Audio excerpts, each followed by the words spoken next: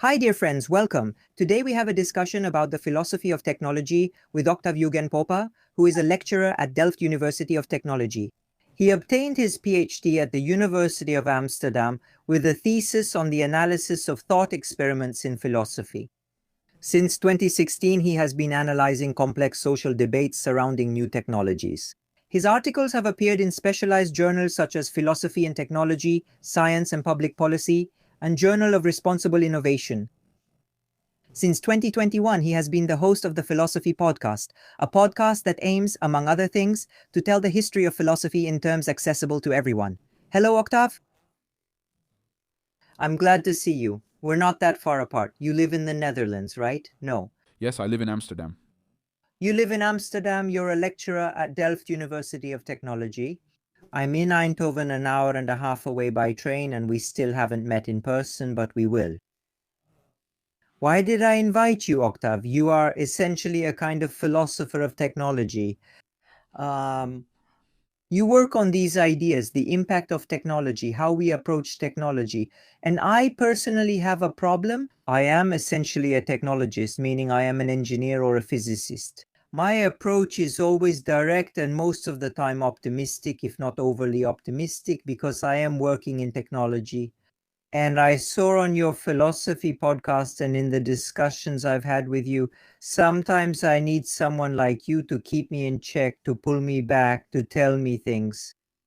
Essentially, that's why I invited you here. Thank you for watching. Yes, that's also why I have the position I have at TU Delft.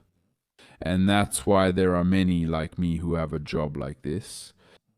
Namely, to offer a vision that is not necessarily philosophical, well, philosophical too, but also from sociology, anthropology, ethics, and so on. Ethics, let's say, I can place within philosophy regarding new technologies.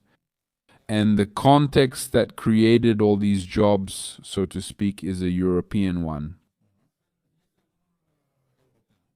Namely, at one point in 2002, if I'm not mistaken, the European Commission said, we need a normative vision of technologies that doesn't come from within, that doesn't come from R&D laboratories, that doesn't come only from engineers and technicians. And this was called the precautionary principle. And the argument for a policy, look, in which we still live. I'll say a few things about my background. But to clarify the context we are in, the argument that generated this policy was, for the most part, historical in nature. That is, EEA, European Environmental Agency, looked back and drew a series of lessons from the past.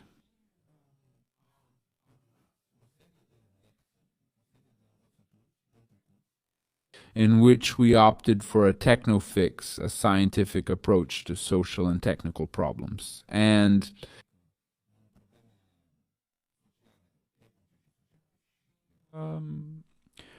wrong. Simply put, we were wrong. There are very few moments when we can look back and say, okay, that was a mistake. But look, for example, the tetraethyl lead that we added to gasoline for so long and because of which it still says unleaded above, that was a mistake. It was a mistake from many points of view, but especially because we relied on a single optimization perspective on the problem. Because the engineer, that's what he does, and it's very good that he does that. He shouldn't do anything else, but this perspective can be limiting. We reviewed the oil and petroleum produced then and said, look, it has a very low octane rating, the octane number. I don't know how to say it in Romanian. Come on, what additive can we use? And we ended up with lead, and today we know what the effects are. So there are two documents published, one in 2001, one in 2013, if I'm not mistaken, and they are very interesting and accessible, called Lessons from Early Signs. Late lessons, early signs, and there are all kinds of technologies discussed in this way. Okay, and then we return to the political issue. All over Europe, including Romania, but also in the other countries, There is a desire from society, but also from people in politics, for discussions about technology to be more inclusive, to include the values we pursue in society, to include the risks that society may perceive, and the engineer less so. And not only the engineer, but also someone in parliament may have a limited vision of technologies. And philosophy is by definition, well, I don't know if according to everyone's definition, but one of the characteristics of philosophy is precisely this critical inclination. Critical regarding the past, skepticism. Yes, skepticism in general regarding public policies or technologies. People in this area are not at all techno-skeptical in the classic sense of the term, meaning they're not scared of technology itself or of new technologies. On the contrary, I actually talked to Konstantin Vika about this topic in one of the podcast episodes. People are techno-optimists in large part, to a very large extent. But techno-optimism comes with a warning, namely that things are usually less simple than they seem. And we'll discuss this. We'll give an example. Yes, I just want to add a bit to confirm what you said so that those watching us don't imagine that in all these cases where science may have gone wrong, the scientists knew these things but hid them. From within the scientific community, I can say that I think responsibly, and in most cases, most likely, the scientists really didn't know about these problems you mentioned. And that's what I see in my research today. I mean, nowadays, this idea of thinking about whether there's a risk you haven't considered is much more prominent than, let's say, a few decades ago. Yes, yes, yes. Not only did they not know, but most of the time it's very hard to expect that you would have known. In a certain sense, it just wasn't generally known. And the hypothesis is that a more inclusive perspective and a broader discussion, especially in the case of disruptive technologies, would help. But there's another element as well, namely, once the technology was set in motion and happened to be very efficient, even if you know the mechanisms you need to slow down the diffusion of technology, meaning the spread of technology in society, especially at a global level, there is no global government to ban technologies. Not even the European Union works like that when it comes to national governments. Not even the European Union. Not even the European Union works that way when it comes to national governments. Not even the European Union works that way when it comes to national governments. It works like this in the case of the European Union. It works like this in national governments, not even the Union in the case of national governments, nor the European Union, not national, nor does it work like this in the case of national governments, European like this. Not even in the case of governments does the European Union work like this. Not even the Union works, nor does it work like this in the case. Nu știu numele, îmi scapă. La plămâni. Only that by then this miracle mineral, this wonder mineral, was already so widespread that in a certain sense, knowing the risk didn't even matter anymore. And this thing is called the Collingridge dilemma after an American sociologist. Namely, the more we know, the more we advance in understanding a technology, the more advanced that technology is. Otherwise, we wouldn't have found out. Conversely, the sooner we try to intervene, the more we do it based on incomplete knowledge.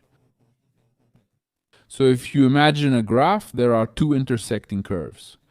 The more we know, the less power.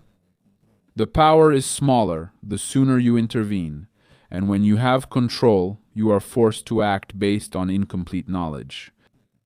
So no, it's not at all the fault of a certain social group. Let's say the politicians are to blame, or I don't know, the philosophers are to blame, or the engineers are to blame. That's not how things are. It's what in sociology is called a wicked problem. I don't know, maybe I'm struggling with the translation. An annoying problem, a stubborn problem. Yes, wicked. Stubborn doesn't work either, Your Majesty. No, not stubborn either, Your Majesty. A thorny problem. A thorny problem is most often a problem where responsibility is distributed. Yes. Octav, you said you would tell us a little something about yourself. I know that after you finished your PhD, you focused on analyzing the complex social debates surrounding new technologies. Tell us a little about yourself, about the podcasts you do, so that those who follow me can also check you out, follow you, subscribe, and so on. Yes, I started out in the field of communication. I left Brasov. I graduated from Andrei Shaguna High School in Brasov. And then I went to university in Bucharest, where I finished my studies in communication at SNSPA. I have to be honest, I didn't really have much of an idea back then about what it meant to study communication. And I don't think I would have imagined that I would end up going in this direction. While studying communication, I came across two disciplines that have stayed with me until actually. You could say they've stayed close to me methodologically. One is pragmatics, the so called study of how people relate to each other using language. So, one of the cornerstone books in pragmatics is called How to Do Things with Words. The second science is argumentation theory, in which I also got my PhD, namely the more focused study of how people persuade or try to persuade each other through argumentative discussions, and more specifically, through arguments. After that, finishing with a thesis in argumentation theory, my undergraduate thesis, I moved to Amsterdam. I planned to get a master's and then go home. Until the very last moment, I had no intention of doing a PhD. I did my master's in what is very pompously called rhetoric, argumentation theory, and philosophy. But there is still an I, and in the podcast, I approach philosophy by looking at what the arguments are and how philosophers argue, not so much as a philosopher myself. And at one point, I was working at the secretariat at UVA, so all this was happening at the University of Amsterdam. And at one point, the department manager, my boss, came and said, look, it was Thursday, I still remember, Thursday.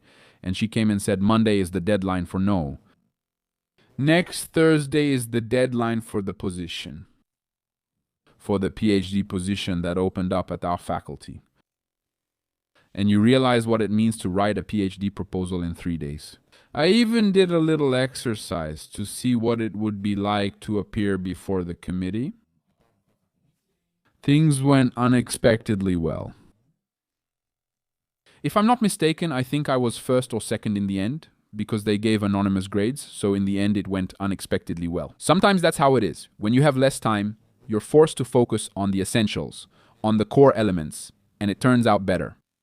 Anyway, that means we still have 4 more years, so that brings us to 2016, 2012 plus 4. And what I studied during this period, as I got closer to the science and technology field, were the discussions and the very complex debates among people at the university, among academics, among people in academia. And I looked both at complex debates in science and at debates in technology. I especially like those thought experiments that exist in both. You know that both Einstein and philosophers of all kinds, Daniel Dennett and so on, have produced thought experiments. A thought experiment, very briefly, is that moment when the scientist or philosopher says, okay, let's test this hypothesis, but we can't actually test it in a real laboratory. Let's imagine that 2 trains are moving at speed, Einstein's experiment. And this experiment taking place in the mind is called a thought experiment in English. After that, I think it's important maybe to mention today, in the academic environment, if you don't at least do a postdoc, my feeling is that you're at a disadvantage. There's already some credential inflation, and already in that area, we're in 2016 where you could enter with a PhD, but now you need a postdoc. Where you could enter with 1 postdoc, now you need 2, and so on. So it's been pushed a bit and things keep going further down, where before you could get a job with a bachelor's degree, now you need a master's and so on. So After 2 years in which I took a break from research because I mainly had a teaching job at FUE, at Free University Amsterdam, I got back into research in 2018 at Wageningen University, where my relationship with the energy field began. It was somewhat accidental, namely, it was a very large European project called Reconfigure, but written not reconfigure, in which we were studying exactly this collaboration I was talking about at the beginning, very coincidentally, or maybe not so coincidentally. Reconfigure was about the conflicts that can arise when different social groups try to make public policies together. What is called, therefore, not government, from the top down, from the government to the law and to the population, but governance, meaning collaboration in the area of public policies, including policies about technologies. And they asked us to choose a study, and you can imagine we were two philosophers and other people from all kinds of organizations in the Netherlands who weren't necessarily specialists in a certain technology. It was more or less a guess that we chose the hydrogen issue. One of the reasons was that a national feasibility study was taking place. Don't forget, all kinds of meetings were happening to decide where to place a hydrogen plant. They wanted it to be big then, but it wasn't placed. Still, discussions were happening in the 5 main Dutch ports: Amsterdam, Groningen, Zeeland, Rotterdam, and one more, I can't remember. Anyway, no, the fifth one wasn't a port, it was DSM. Anyway, another company. And I found a topic that is exactly what I can do, the kind of situation where I can help, and it's an extraordinarily complex discussion.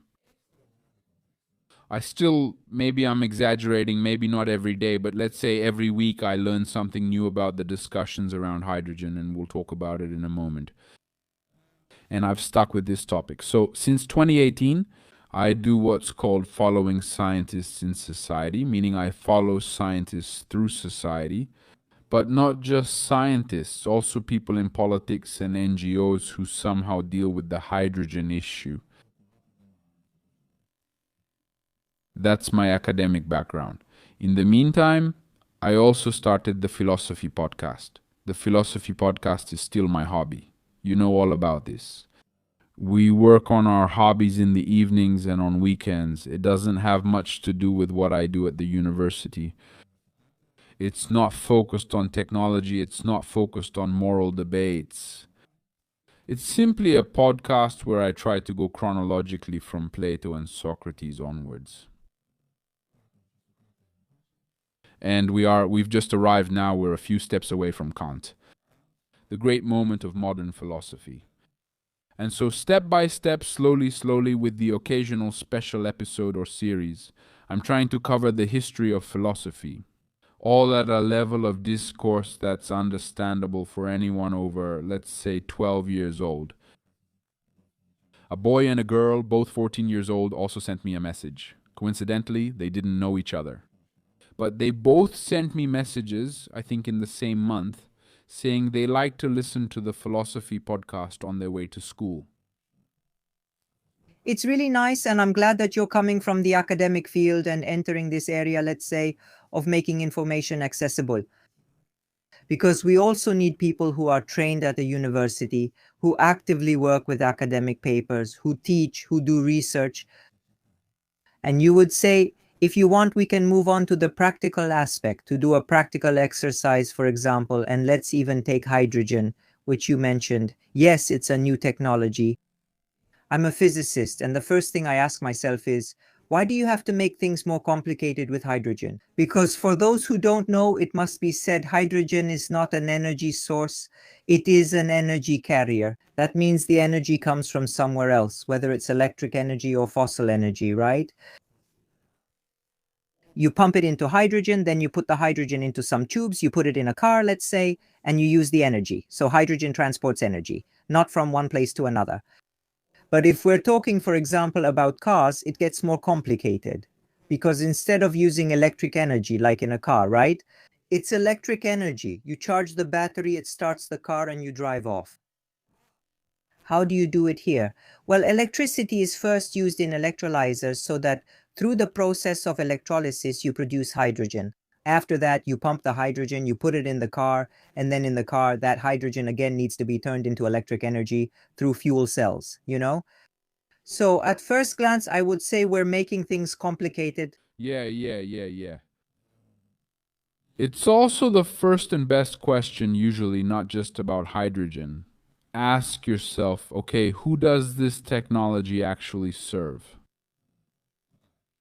It must be said right from the start. Maybe let's take a brief detour right from the start. And let's say that talking about hydrogen as a technology is maybe for those who aren't used to this kind of discussion, maybe a bit confusing. Hydrogen as such is, after all, it's everywhere in the universe. If not, yes, it's a molecule. Or molecule. The reason we refer to hydrogen as a technology is that although hydrogen as an element is very widespread in the universe, you don't find it as such. I'll come back to this idea because you do find it as such. But anyway, let's say generally it's reactive. And we find it in water. Yes, with oxygen, hydrocarbons, and so on, fossil fuel, methane, and so on.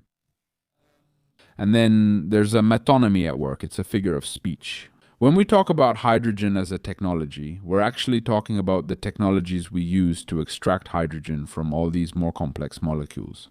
And then to use it as you described, that's one of the examples, to use it in diferite contexte. As you presented, the case of using hydrogen in the mobility sector. Indeed,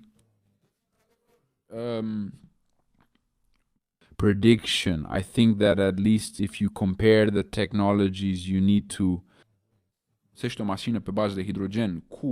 today, the technologies you need to use an electric car, there isn't much hope. And if we look at public policies regarding hydrogen, I mean European subsidies for the development of the hydrogen economy, most of them go to industry. Why? A lot of industries that we might not immediately think of use hydrogen in extraordinary amounts.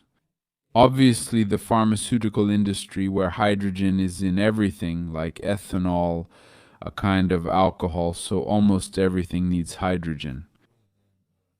And this hydrogen has to be made, as I said, you have to produce it. But there are other industries where hydrogen is used as well. In agriculture, although we make a distinction between industry and agriculture, today agriculture is more advanced than some industries. Fertilizers are big consumers of hydrogen, the steel industry as well. You need hydrogen to make steel.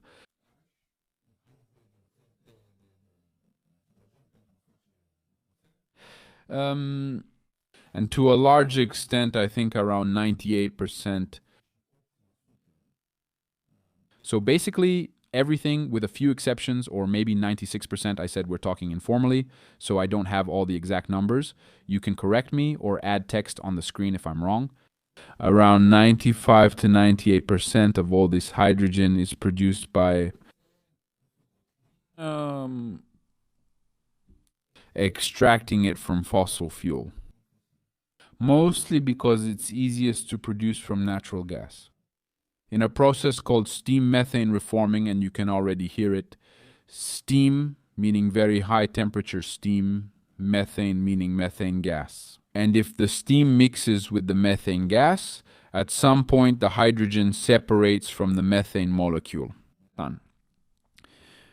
And the carbon ends up in the atmosphere. Atmosphere most of the time. And actually, since we're on this topic, we have to realize that the way things are now, basically, you have carbon dioxide emissions at absolutely every step. So, first you have carbon emissions when you have to make the machines to extract the fossil fuel. You also generate carbon emissions during fossil fuel extraction. Then you have carbon emissions when you do steam methane reforming to get hydrogen. not to mention the smaller things like purification and compression, which also require a lot of energy. After that, you use the hydrogen here at our place, at Tata Steel, in the furnace. What are they called? Furnaces. Furnaces, that's right. Again, a process that emits carbon dioxide. So the number one argument for using hydrogen is not in the field of mobility. It's this 90-something% that we need in industry. In fact, the vast majority of subsidies used and obtained today go to companies that partner with a specific industrial site. So nobody is making hydrogen just anywhere, but rather they go next to an industrial site that already uses a lot of hydrogen. And he says, okay, if I put, I don't know, 20 electrolyzers put together, we have a capacity of today 500 megawatts. That's, let's say, a large hydrogen plant. Let me add that while I was following these people, they hope to build a 1 gigawatt factory. That's what the project was called. We're not there yet. So that's the story in general, the story of hydrogen. It is seen as a step in decarbonizing various industries. Acum, now there are a lot of question marks regarding this story. Namely, first, what is the price and who pays for it? Because the next question is always, what is the price and who pays for it? Look, in the case of the car, things could be pretty simple. Namely, since it's a consumer good, when technology hits the market, people pay if it's competitive, otherwise they don't. Regarding the process industries, things are more complicated because usually it's very attached to the state, both in terms of subsidies and ownership. Ownership. These companies are state-owned. It's the state that owns that company. Well, along with the price. To simplify a more complicated story, without state subsidies, hydrogen produced by alternative methods is much more expensive. There are all kinds of speculations. You realize that people can't estimate the price very accurately because it's hard to estimate the price of a technology that hasn't matured yet. We're talking about that 4%, so they're basing it on the fact that if 96% use one technology and they want to see what happens with alternative technologies, they don't have a very broad empirical basis. When I say yes, When you say 4%, are you talking about green hydrogen or blue hydrogen, which is an intermediate form? Which of the two is it? yes. Yes, people have started, especially at the European level, people have kind of given up on these labels, and I'll explain why. Mainly that 4% refers to hydrogen produced by water electrolysis. In other words, if we manage to separate hydrogen from oxygen, well, separating hydrogen from oxygen isn't a particularly difficult process. We've known it for a long time. It's an old process. But hydrogen and oxygen love each other so much that they want to recombine immediately. Yes. And then you have to put in energy and very special materials to keep them separated. There are different water electrolysis technologies, and this is called green hydrogen, with a small amendment that I'll come back to. Blue hydrogen would be the situation where, again, a very immature technology at this point, at the moment when we use that steam methane reforming I was talking about, the reforming of methane gas. But we managed to capture the carbon either immediately after it is produced, so during the chemical reaction, or end of the pipeline, as they say, when it comes out of the factory. Don't forget, there are also many other technologies, to varying degrees different from the others. For example, there is the pyrolysis process, gas pyrolysis. I think coal can also be used in the pyrolysis process. There is also, very interestingly, an alternative scenario where we use neither fossil fuels nor electricity. And here we're talking about what is sometimes called artificial photosynthesis. In other words, what if we were able to do what leaves do, namely to transform solar energy and water, of course, into usable sugars? It's a good thing that leaves do this very inefficiently because the tree doesn't need to have high energy efficiency.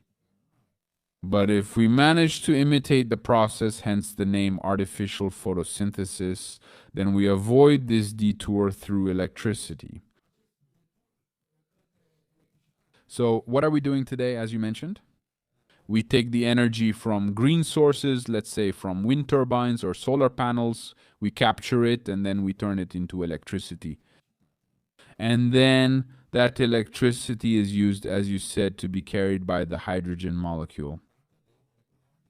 This process by which green hydrogen is produced is very inefficient. The technology they've been working on it for 3 decades,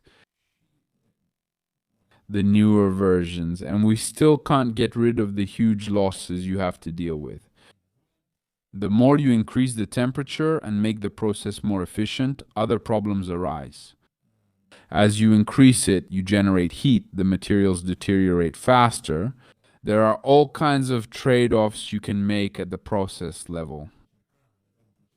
But mainly for a situation where you want that electrolyzer to work for you.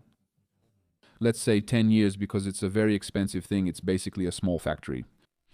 You waste a lot of green electricity. Well, I want to go back now to green hydrogen and see why these labels are being dropped. Making green hydrogen means, well, making green hydrogen. It meant when I started in 2018 to have a wind farm or solar panels, basically, that park would generate green electricity. To have cables that lead to your electrolyzers. I don't know if that's the word in Romanian. Electrolyzer, yes. Your electrolyzers, those electrolyzers should produce hydrogen, and then you purify it, compress it, and transport it to the factory that needs hydrogen.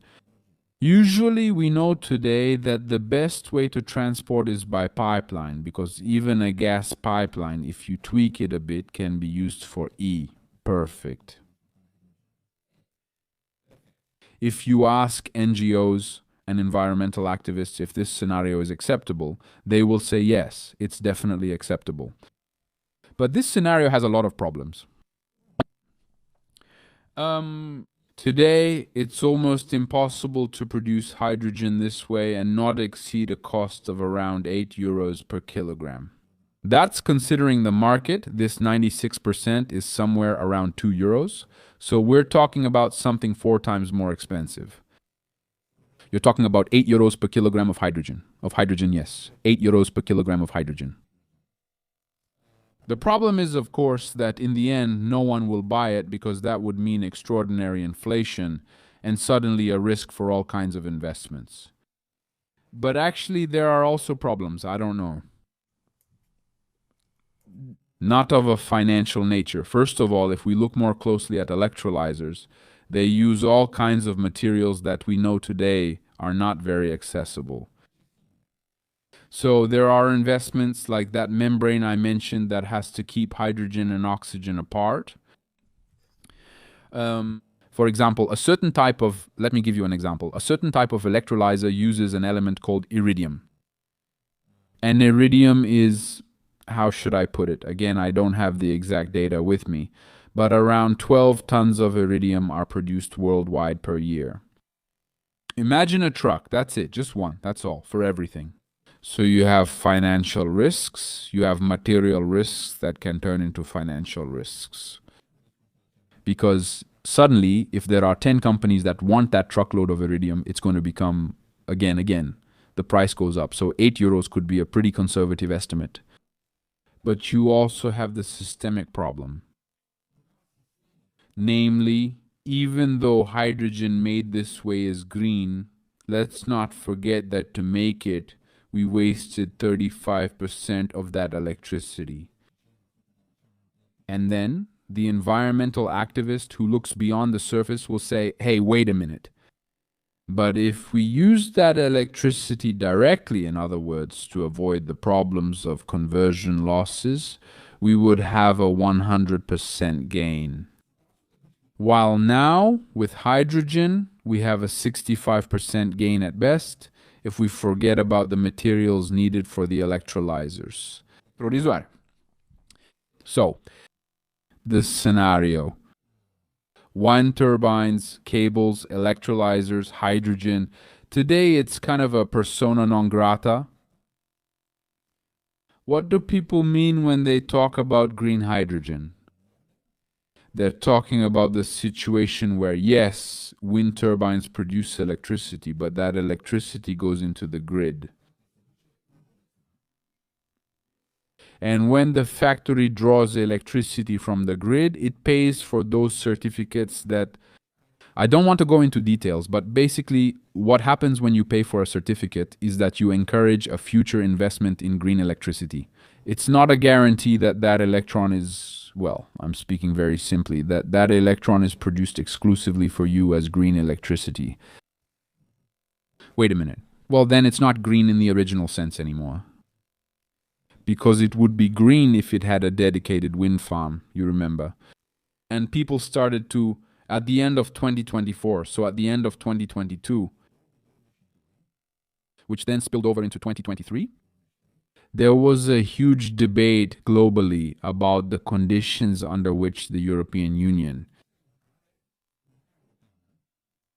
and yes, only the European Union was the subject, but the debate was global. The conditions under which the European Union can give you money for producing green hydrogen. Because people said, wait a minute. But if you take tainted electricity, so to speak, from the grid, not only are you not contributing as much as you could to the global warming problem, but it's practically not green anymore, as we've established. And so, today, even in the Netherlands, I challenge you to pick up random documents and see what they're talking about. Today, they're no longer talking about green hydrogen. Verde. About the transition from gray hydrogen to green hydrogen, but rather they're talking about clean hydrogen. That's the context, yes. Clean hydrogen, meaning hydrogen with a low carbon footprint even if it's not zero throughout. Yes, a low carbon footprint compared to the gray hydrogen we were talking about that's being produced by reforming methane gas. Don't forget, I want to draw your attention to another aspect that I kind of set aside. Namely, all these issues, small issues, technical issues, material issues, depend on our assumption that the winning technology today is water electrolysis. And it's true, it's very true that the most advanced method of producing clean hydrogen, let's call it clean for now, is water electrolysis. And there are different technologies. The most efficient one is called PEM, after the name of that membrane we've been talking about. Proton exchange membrane, so a membrane that lets hydrogen through, really just the proton.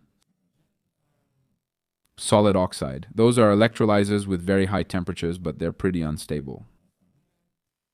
And the oldest technology is alkaline electrolysis.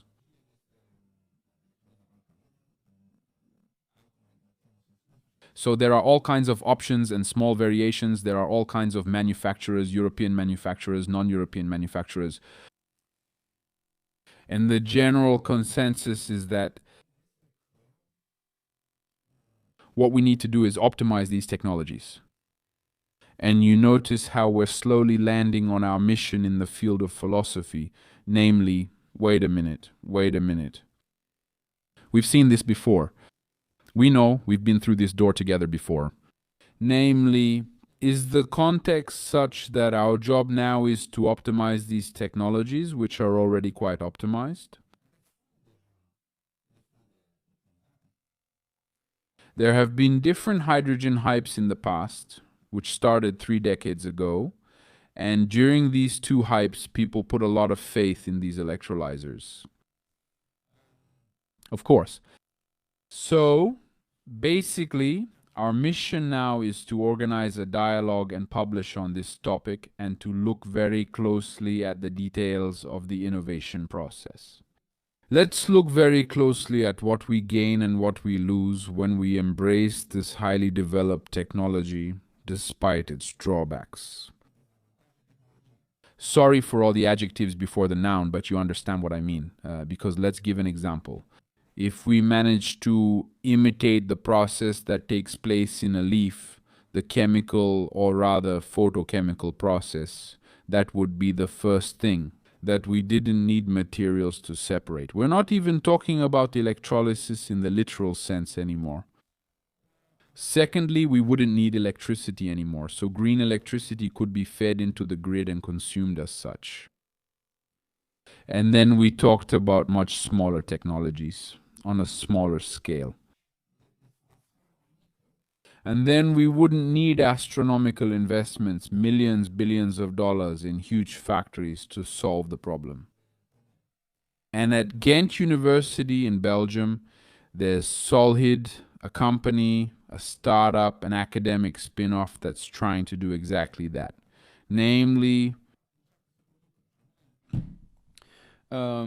hydrogen without that very costly electricity loop.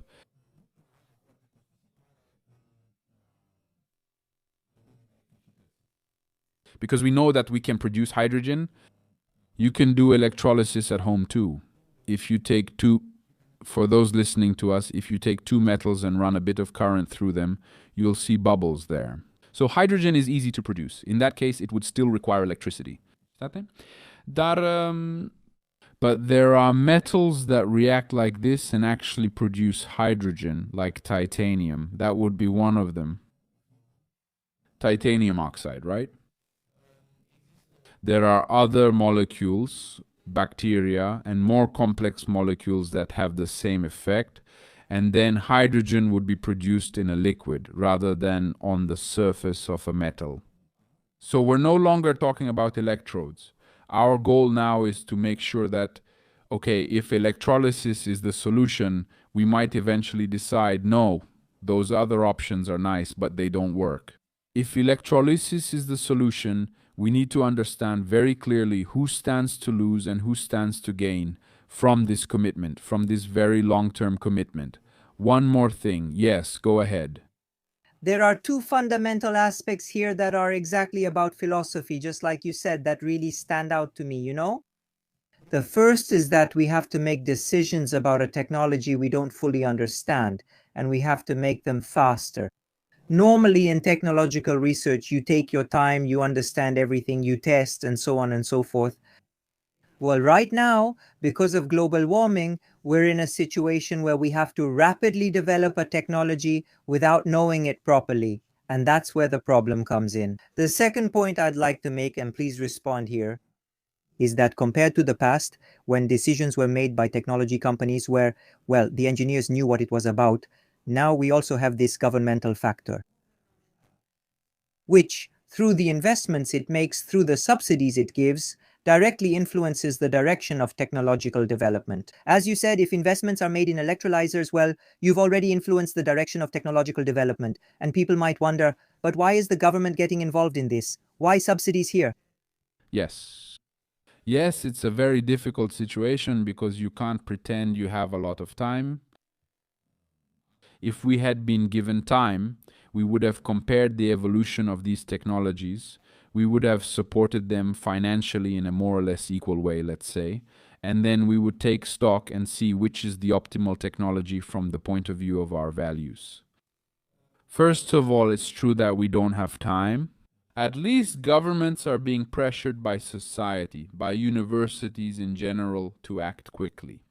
And so, as a government, you're forced to align yourself with the technology that happens to be the winner today, which has happened in absolutely every European country. All the countries in Europe that have a hydrogen program, that want to grow the hydrogen economy, are more directly or indirectly married, you see, to this electrolysis technology. Welcome.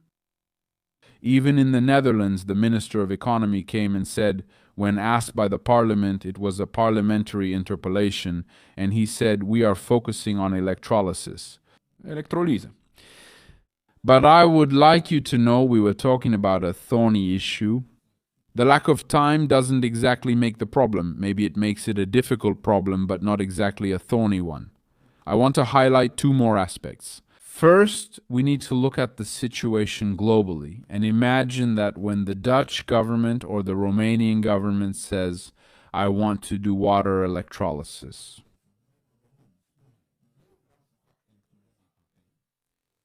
Right now it says, I want my market to be flooded with cheap electrolyzers from China.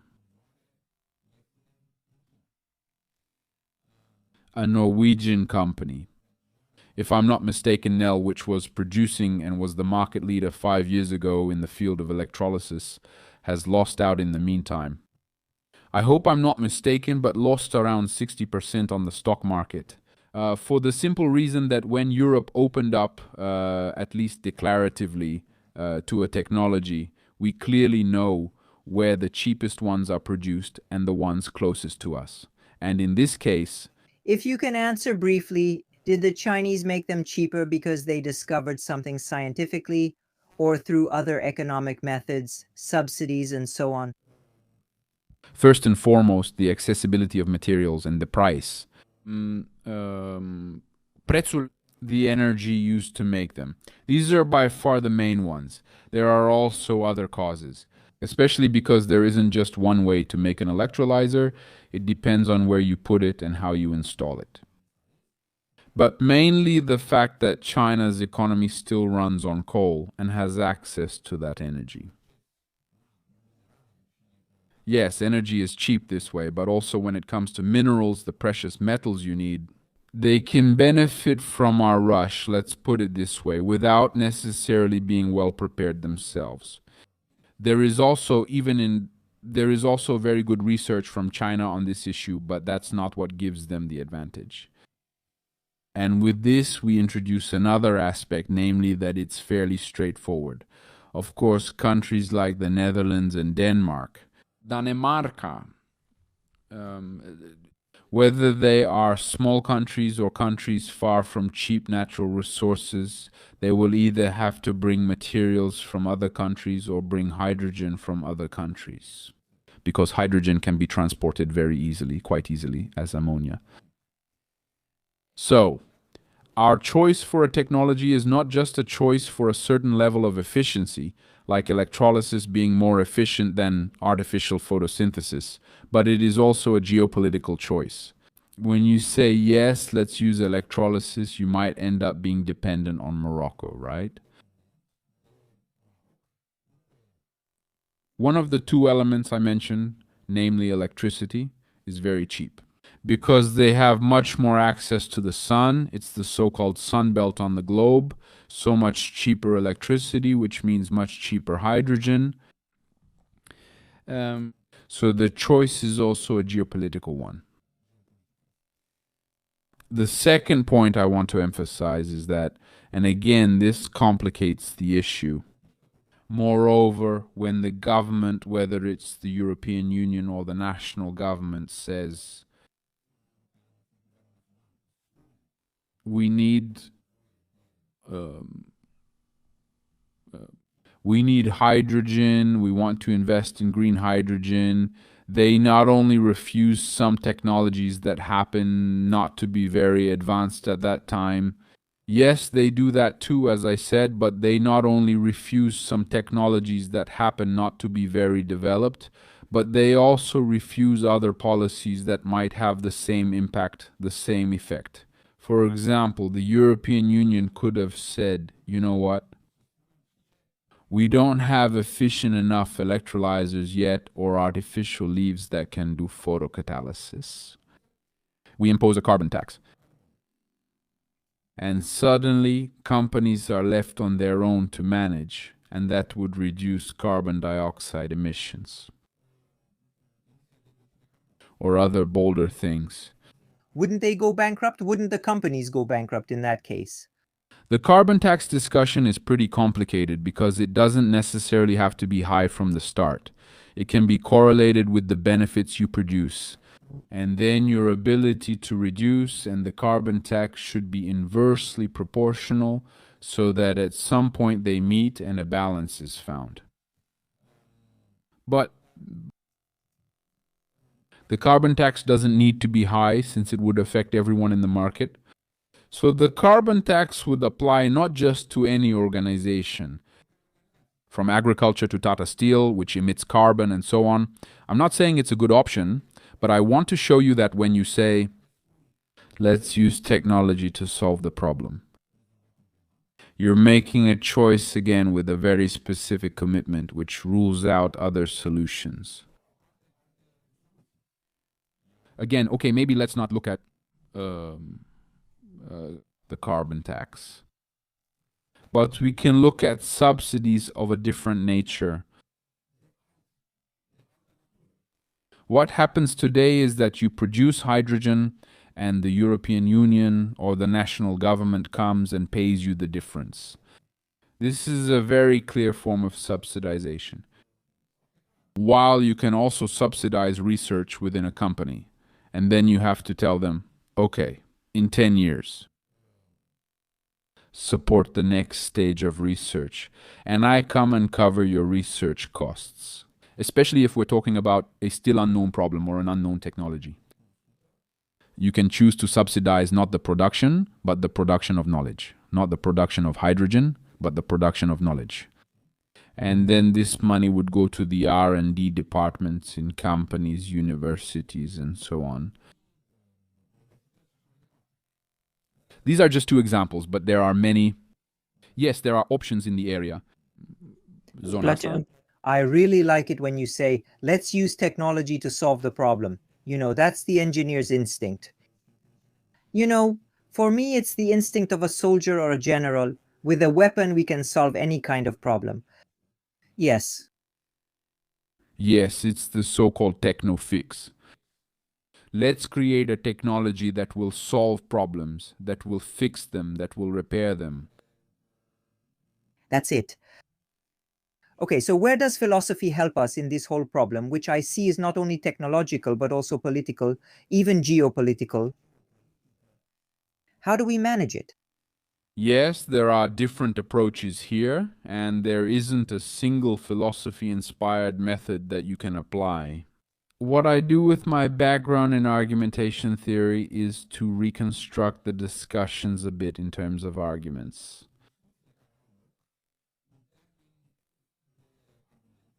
So, to look at it, to set aside a bit the quasi-promotional rhetoric about a certain technology, and to ask myself, okay, what are the arguments used by this social group or even this organization, since we've mentioned Tata Steel, for the direction and steps they propose.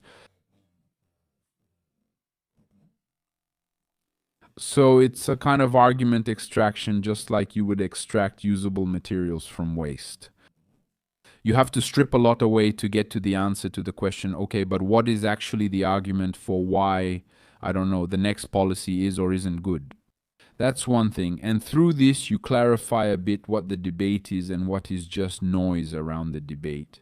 As you can see, similar to what I did during my PhD and closer to philosophy, usually when arguments are made for or against a certain technology, at that point there is an appeal to our normative universe, to values, to principles, to all kinds of rules that are more or less institutionalized, more or less explicit.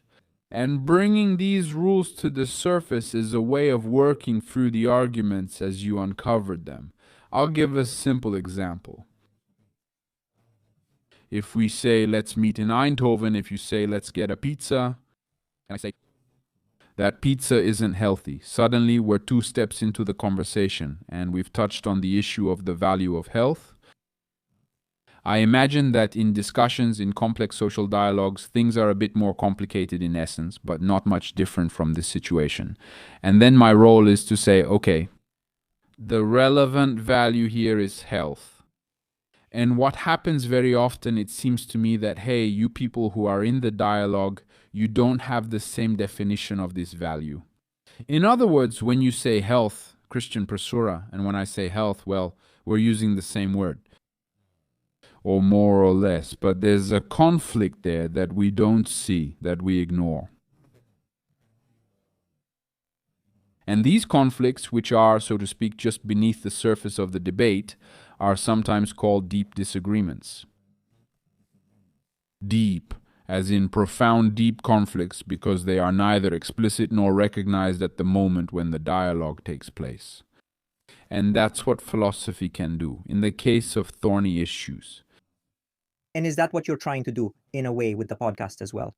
No, the podcast is a kind of general training that helps a lot with untangling these complex discussions, but it's not focused on this particular issue. The podcast is, or the way I see it, the way I think it's listened to, it's general training in these kinds of general issues, not necessarily this particular issue. There are technological issues, there are all sorts of problems where technology doesn't play an extraordinary role, and yet they lend themselves to a similar analysis. What is, I don't know, the reality around us beyond appearances? What is the mind? What is kindness? What is justice? And so on. There are a lot of questions that you can understand as thorny problems with underlying arguments and issues to solve. In any case, I urge everyone who follows me to follow you as well, to look you up. I'll also put the link at the very bottom of the description to your YouTube channel so they can subscribe. Because once again, I am very, very glad that, look, someone from the academic environment is stepping out of that academic sphere. And you've probably noticed it's not easy to step out, because the moment you do, the discussions are different and so is the backlash. You're in the fight, so to speak, and I think it's good you're fighting. Yes. I needed a serious adjustment when I started. Because, as you know, when you're in an organization that has a certain discourse, that has certain expectations, that has certain conventions, and you end up online speaking to the general public, suddenly you run into language problems and assumptions you don't know, and you have to adapt. But, well, I've been doing this for 4 years, so I've had time to adapt. You keep adapting.